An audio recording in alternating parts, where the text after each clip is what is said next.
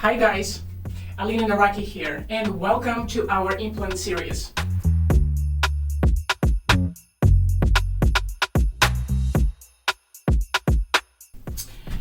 Somebody asked a question: can my tooth be replaced with an implant if I already have a bone loss? It's a dual question. First of all, why the bone loss was there? What created the bone loss? Is it a periodontal disease or is it trauma? Generally speaking, if somebody has a bone loss, of course we can replace, or I should say, missing teeth with an implant. Now that would entail some additional procedures such as bone graft and ridge augmentation. It depends in which direction the bone is lost. If the bone is lost vertically, it's a little bit more difficult to replace that bone loss and then place the implant if it is on the bottom jaw. On the top jaw, it's possible to do by offering the procedure what is called as a sinus lift.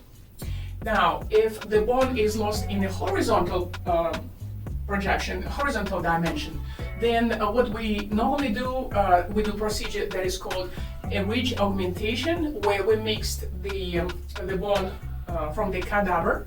It's a powders product that comes from the Tissue Bank of America, and then we sometimes mix it either with the saline or with the growth factors from the patient's blood by making that sticky bone and then augmenting the patient's thickness of the arch. So it is called ridge augmentation procedure.